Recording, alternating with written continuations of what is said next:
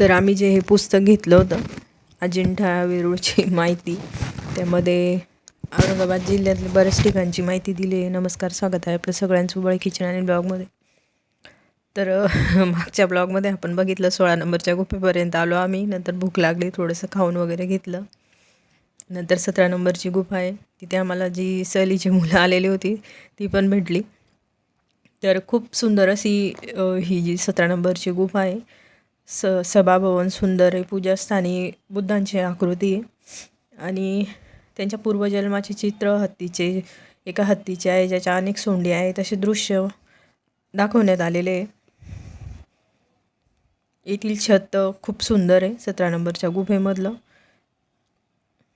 18 नंबरची जी गुफा आहे ती रिकामी खोली आहे, त्यामध्ये फक्त पाण्याचे तळे आहे. पण 17 नंबरची गुफा आहे ती खूप सुंदर अशी आहे. आणि इथून ही आपल्याला आता आम्ही इथपर्यंत पोचलो होतो. जे मागचा भाग आहे तो दाखवला, कारण खूप लांब चालावं लागतं आणि खूप अशा कोरलेल्या आहे. तरी ते शाळेच्या मुलांनी हाय बाय केला, कारण मलाही मस्त वाटत होतं त्यांच्याकडे बघून. आणि त्यांना त्यांचे सर वगैरे माहिती देत होते कसे काय. छोटे छोटे मुलं होते, छोट्या मुलांना अशी खूप मजा येते बघायला. आणि ही जी मजा असते ती सहलीमध्ये असते लहानपणीची. तर आता इथे ही 19 नंबरची जी गुफा आहे तिथे घोड्याच्या नालीच्या आकाराचे मंदिर आहे, बुद्धांच्या आकृत्या आहे आणि खांबे, खूप खांब कोरलेले याच्यामध्ये पण. आणि खांबांवर 21 नंबरची गुफा आहे, त्यामध्येही नक्षीकाम केलेले खूप सुंदर. आणि बुद्धांच्या मूर्त्या आहे जे शिष्यांना प्रवचन देत आहेत. आणि वरच्या भागात समृद्धीची देवता असलेल्या हरिदीच्या मूर्तीचे शिल्प कोरलेले दिसते. तर सुंदर असं बघण्यासारखं आहे. तर आम्ही इथे जे खोल्या होत्या छोटे छोटे त्यांच्यामध्ये जाऊन बघत होतो. खूप स्वच्छता वगैरे पण ठेवलेली त्यांनी. आणि ही जे आहे इथे एक खोली होती आणि अजून मध्ये एक खोली होती, कारण 2 खोल्या म्हणतो आपण प्रायव्हेट एरिया तसा त्यांनी केलेला होता. खांबांवर सुंदर असं नक्षीकाम केलेलं आहे इथे 21 नंबरच्या खोलीमध्ये. बघू शकतो आपण किती सुंदर असं नक्षीकाम केलेलं आहे खांबांवर. तर इथे बसलो होतो आम्ही थोडा वेळ कारण प्रत्येक ठिकाणी फोटो काढण्याचा मोह काही आवरत नाही माणसाला अशा विशेष ठिकाणी गेल्यावर. तर माझी तरी इच्छा आहे की एकदा मी इथे पावसाळ्यात जावं, कारण खूप सुंदर असं वाटतं. आणि जेव्हा तो निसर्ग दिसत असेल आपल्याला बाहेर तेव्हाही खूप छान वाटत असेल. आणि 22 नंबरची जी आहे गुफा ती अपूर्ण आहे, तरी पण एका भिंतीवर चित्र वगैरे आहे. 23 नंबरची गुफा पण अपूर्ण आहे, पण खांबांवर कलाकृती आहे, फक्त खांब कोरलेले. बघू शकतो आपण किती सुंदर असे खांब कोरलेले. 23 नंबरची ही गुफा आहे. त्यानंतर आलो होतो आम्ही 24 नंबरच्या गुफेमध्ये. तर ही जर गुफा अपूर्ण राहिली नसती तसं क्षेत्रफळाच्या दृष्टीने सगळ्यात मोठी गुफा ही कोरलेली इथे, तर उत्कृष्ट लेणी म्हणूनही ओळखली गेली असती. याची भव्यता आणि कलात्मकता खूप सुंदर आहे. तो ओसरीमध्ये जलदेवता, नागराज, द्वाररक्षक आदींची लक्षणीय शिल्पे इथे कोरलेली आहे, कारण खूप मोठं म्हणजे एरिया म्हणू शकतो आपण खूप मोठा भाग आहे इथे. ही जी 24 नंबरची जी गुफा कोरलेली आहे. 25 नंबरची अपूर्ण आहे आणि त्यात काही फक्त कक्ष नाही आणि फक्त एक अंगण आहे. 26 नंबरची जी गुफा आहे यामध्ये बुद्धांच्या जीवनावर आधारित चित्र आहे. तर मुलंही आले होते खालून बघून, ते आमच्यापेक्षा पटापट जात होते, आम्ही जरा निरीक्षण करत हळूहळू जात होतो. तर शेवटच्या गुफेमध्ये ही जी 26 नंबरची गुफा आहे, तर तिच्यामध्ये बुद्धांचे चित्र असून ते महापरिनिर्वाण मुद्रेत दर्शवण्यात आलेले आहे. दुसऱ्या बाजूस वृक्षाखाली बसलेले दिसतात आणि हावभाव मायावी हावभावाने माराच्या कन्या बुद्धास मायावी हावभावाने आकृष्ट करताना निराश मारा असे दृश्य दिसून येते इथे. 27 नंबरची लेणी ही छोटी आहे, पण 26चाच एक भाग म्हणून ओळखले जाते. 28, 29 नंबरच्या ज्या लेण्या आहेत त्या उंचावर आहे खूप, पण त्यामध्ये काही बघण्यासारखं वगैरे झालं नाही, खोदकाम झालेलं आहे.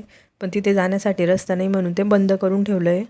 तर 26 नंबरची पण जी लेणी आहे त्यामध्ये बुद्धांच्या खूप छान अशा मूर्त्या कोरलेल्या आहे आणि सगळं जीवन त्यांचं इथे दाखवलेलं आहे. जी 26 नंबरची लेणी आहे ती पण अतिशय महत्त्वपूर्ण अशी बघू शकतो आपण किती सुंदर असं कोरीव काम केलेलं आहे 26 नंबरच्या लेणीमध्ये. पूर्ण जो सभामंडप असतो ते पूर्ण आकारामध्ये इथे कोरलेलं आहे. त्यांचे छोटे छोटे रूपं, दुसरे रूपं घेतलेले आहे आणि आजूबाजूचे त्यांचा परिवार वगैरे दाखवलेला आहे इथे.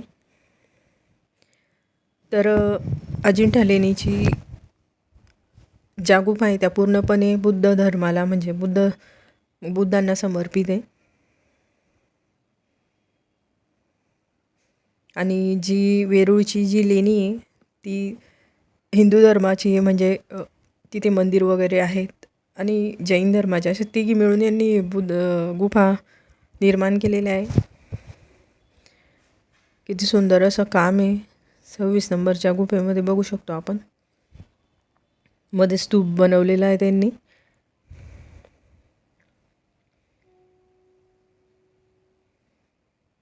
त्यानंतर आम्ही आलो होतो या पुलावरून आणि या पुलाखालून जी नदी वाहते ती आमच्या गावची नदी, वाघूर नदी. इथूनच तिचा उगम होतो. तर आता कोरडं झालेलं होतं सगळं. शेवटच्या 2 गुफांमध्ये जायला रस्ता नाही, त्या बंदच आहे वर. तर इथे आम्ही या पुलावरून चालत होतो. लाकडी पूल म्हणू शकतो आपण, साकव म्हणत होते आपल्याला, धडा होता साकव. ऊन खूप झालेलं होतं दुपारी. नदी बघू शकतो किती कोरडी खट्ट झालेली. यानंतर मग आम्ही इथे फोटो काढला, कारण असावी एक आठवण म्हणून आपण कुठे गेलो होतो. कॅमेरामध्ये भरपूर फोटो असतात, पण एखादी फोटो असतो तो घ्यावा लागतो. इथे मी एक गौतम बुद्धांची मूर्ती घेतली होती आणि एक बालकृष्णाची मूर्ती घेतली होती. सहलीची मुलं भेटले होते, इथे फोटो काढला होता आम्ही. प्रिंटरमधून आपल्याला लगेच फोटो मिळतो. तात्काळ सेवा झालेली ही पण. आणि प्रत्येक ठिकाणी प्रेक्षणीय स्थळांना म्हणा, देवदर्शनाला म्हणा, प्रत्येक ठिकाणी हे कॅमेरेवाले असतात. एक फोटो काढून घ्यायचा म्हणजे आपल्याला कायमस्वरूपीची आठवण असते.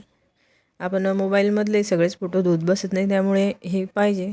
तर बघू शकतो ह्याच बाजूनी त्या इंग्रज अधिकाऱ्याला ही गुफा दिसली होती उंचावरून. तर आता आम्ही निघालो घरी जाण्यासाठी. पिशवी तर आमची सोबतच होती. यामध्ये मूर्त्या वगैरे घेतल्या, पाण्याच्या बाटल्या वगैरे होत्या आमच्या. तर खूप ऊन होतं. मध्ये तिथे पण आहे सोय पाण्याची वगैरे. तर टाटा बाय बाय अशी छान पद्धतीने आमची लेणीची सफर पार पडली. तर तुम्ही जा नक्की, पण पावसाळ्याच्या दिवसामध्ये जा, दिवाळीपर्यंत. म्हणजे तेव्हा निसर्ग बघायला भेटतो छान. अशा तो लेणी आपल्याला कायमस्वरूपीच बघायला मिळतात. विस्तीर्ण असं वडाचं झाड आहे इथे एंट्रीच्या ठिकाणी. मुलंही थकले होते, पाणी पित होते. नंतर बसचं रिटर्न तिकीट असतं, बसमध्ये बसलो. नंतर घरी आलो. दुपार झाली होती जवळपास. तर टाटा बाय बाय. कसा वाटला लेणीचा व्हिडिओ नक्की कळवा. चॅनलला सबस्क्राईब करा, फॉलो करा. व्हिडिओ आवडला असेल तर लाईक आणि कमेंट करून सांगा. थँक्यू. श्री स्वामी समर्थ सगळ्यांना. असेच व्हिडिओ बघा, चॅनलला सबस्क्राईब करा.